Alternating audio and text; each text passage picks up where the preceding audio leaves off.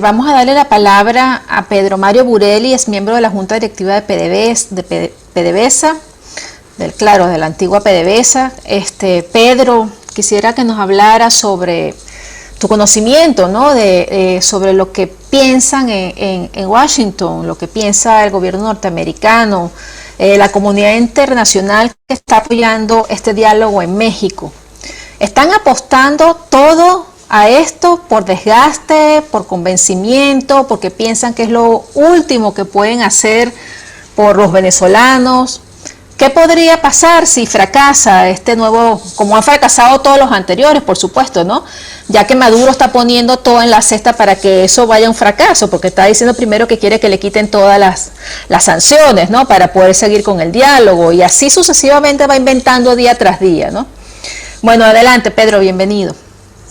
Muchas gracias, Tamara, y la verdad es que seguir un panel como este es un poco difícil. Yo creo que mucho se ha dicho, nada de lo que se ha dicho no lo mueve, tiene que mover a uno todo, porque desde el testimonio de Molly, de lo que está pasando, los presos políticos y sobre todo los presos militares, y el análisis de lo que eso lleva, esa desgracia lleva en cuanto a la salida de gente de un país, la pérdida de capital humano, y el testimonio de María Corina, que para mí es mucho más válido que cualquier encuesta que me traten de vender de qué es lo que está pensando el venezolano. María Corina tiene un poco, de todos los que estamos aquí, esta cuestión que está metida en la calle recorriendo el país con una increíble valentía. Yo obviamente prefiero oír el testimonio de ella que leer que alguien me trate de contar con una encuesta que si la gente se quiere elecciones o no quiere elecciones. Yo no creo en nada de eso. Yo creo que ya la manera de enfocarte el país y el tema de manipulación de la opinión se está desdibujando la realidad del país. El país lo oigo más de lo que dice María Corina y de lo que está midiendo David y lo que está contando Molly, que más nada. Ese es el país de verdad. Eso es lo que realmente está ocurriendo. Hace 3 meses cuando hablamos, yo hice también mucho énfasis en la metáfora del secuestrado, del secuestro, y es muy difícil que el secuestrado se libere del secuestrador, porque si existe un secuestro hay una asimetría de fuerza. En Venezuela claramente hay una asimetría de fuerzas. Alguien está usurpando el poder y abusando ese poder usurpado. Eso nos lleva a una situación trágica en la que es muy difícil.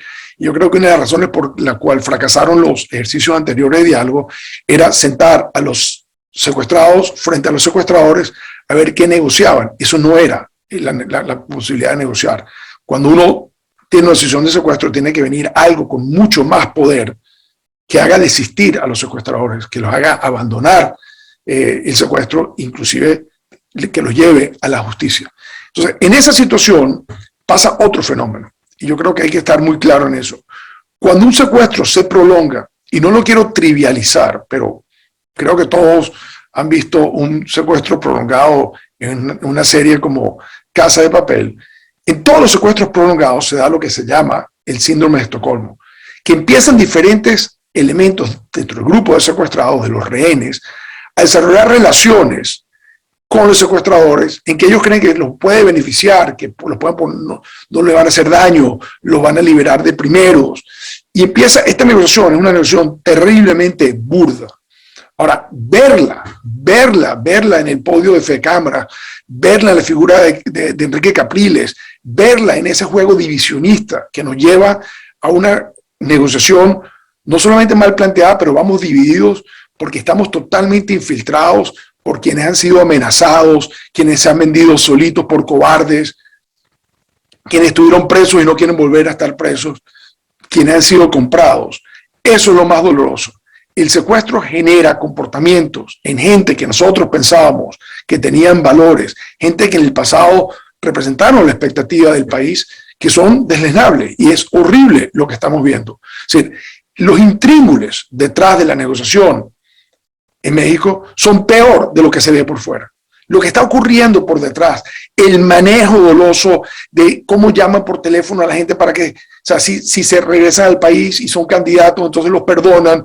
Lo que se trató de hacer con Freddy Guevara, para que Carlos Vecchio, embajador del gobierno interino en Washington, no se sentara. ¿Por qué? Porque Nicolás Maduro no quiere reconocer que al sentarse Carlos ve que en una mesa hay un reconocimiento de que el señor es el embajador de un gobierno interino y el único objetivo de Maduro en esta negociación es acabar con el gobierno interino. Una vez que él considere que se acabó también esta negociación. Y yo les aseguro que el objetivo de Nicolás Maduro es mucho más, muchísimo más, ir por el camino de Daniel Ortega que ir por el camino que venden todos estos falsos profetas de la cohabitación, sean empresarios o políticos de segunda clase. Eso no va a ocurrir. Nicolás Maduro, si quisiera abrir el juego, lo abriría en una negociación. No se arriesgaría a una elección libre donde perdería el poder. Si tú quieres negociar algún elemento de cohabitación, te sientas y lo negocias. Eso no va a ocurrir. Lo que Enrique Capriles, Stalin González y el señor Tomás Guanipa y escondido algunos otros del llamado G4 hicieron es dividirnos frente a un régimen que está totalmente descubierto en el mundo. Eso es lo más trágico, que en el momento que no hay ninguna duda que estamos lidiando con un régimen criminal, que las democracias del mundo lo saben, que los malandros del mundo lo tienen que apuntalar porque si no se cae, en ese momento es que decidimos rendirnos, un grupo de gente, a sentarse en una posición completamente débil, completamente entreguista. El señor Capriles llegó a plantear de que él no iba a unas negociaciones a menos que todos la oposición acordara previamente ir a las elecciones del 21 de noviembre. Eso fue un planteamiento del señor Capriles y tenemos que entenderlo. Y tenemos que entender profundamente de que una cosa es ir contra los criminales, otro es ir mal acompañados contra criminales. Y sí llegó el momento, que tal vez lo debíamos haber hecho antes, de llamar las cosas como son, ¿sí? De separar lo bueno y lo malo de la oposición. Porque como dije, en este secuestro prolongado, muchos han decidido apostar a la cohabitación con un régimen criminal. Eso es estúpido, eso nunca va a ocurrir. Pregúntenle a los empresarios en Nicaragua cómo les ha ido, dónde están hoy en día, cómo está su país hoy en día, cómo está el futuro de sus hijos hoy en día. Apostaron a que podían cohabitar con Daniel Ortega y hoy en día están arrepentidos. Entonces, yo lo que creo que nosotros tenemos que simplemente luchar llamando las cosas por su cosa. El exceso de unidad, que también discutimos en la vez pasada, la unidad no puede ser unanimidad. Nosotros no le podemos dar a ciertos personajes poder de veto porque estamos obsesionados con la unidad. Quizás ese es donde entra la comunidad internacional cometiendo errores. En esa búsqueda de que nos tiene que unir, no entiendes qué es lo que nos separa y por qué tenemos que estar separados de alguna gente. El que se vendió, el que se entregó, el que tiene miedo, el que es un cobarde, no puede luchar con algo tan profundo como esto. Y no tenemos que estar unidos con ellos. Los que no tienen los mismos propósitos, los que no quieren llegar a la libertad, los que se conforman con el piste, como dice María Corina, esos no son compañeros de ruta, no son compañeros de lucha. Eso nos lleva un poco a la situación de la comunidad internacional. Yo estoy seguro que este diálogo en México no va a llegar a ningún lado. Seguro, apuesto lo que sea que no va a llegar a ningún lado. Maduro lo montó para debilitar y de hecho acabar con el gobierno interino y puede haberlo logrado. Creo que el gobierno interino tampoco depende ni de Juan Guaidó, ni depende de la Constitución. Lo que se montó en enero del 2019 era un mandato constitucional, punto, y todavía vigente. Todavía hay un vacío de poder, todavía existe el artículo 233, y mientras tanto el señor Guaidó sigue siendo el presidente de una asamblea que no se puede haber disuelto por una asamblea ilegítima. Por lo tanto, para mí, esto no depende de si cómo se redactó un memorándum o lo que quiera Maduro, o un poco la posición un poco rara de Guaidó con respecto a esto. Pero afuera es lo más importante. Lo que sí es interesante de lo que está ocurriendo en México es que un problema que siempre tuvo muchísima incidencia internacional ahora tiene a los actores ahí. El hecho que Rusia esté sentado con Maduro es mucho mejor a que Rusia esté jugando por detrás. Aquí Rusia tiene que mostrar la cara y mostró la cara y el mundo se va a dar cuenta que quien ha apoyado a Maduro, quien ha validado sus elecciones fraudulentas del 2015 es la Federación Rusa. Y ahora se sentó al lado de Maduro en este diálogo. Del lado de la oposición, como se llame, está Holanda, el Reino de Holanda, está Estados Unidos, está Inglaterra, está Alemania, está Colombia. Yo creo que todavía podemos sentirnos bien que a nosotros nos apoyan los países y las democracias fundamentales para nosotros. Y a Maduro lo apoyan Bolivia, Turquía, Rusia, China, Irán. Vaya diferencia entre uno y el otro. Entonces, yo sí creo que en cierta forma hemos avanzado muchísimo. Estados Unidos, ¿dónde está Estados Unidos? Esta administración llegó clarísima, entendiendo perfectamente el problema y por eso no ha visto un cambio de posición. Querían separarse de algo de lo que hizo la administración Trump, pero saben que Trump utilizó solamente las únicas dos herramientas que tiene realmente a la mano, sanciones y el aparato judicial, que no es dependiente, pero que se le da curso para que siga las investigaciones. Podemos tomar el caso de Alex Saab.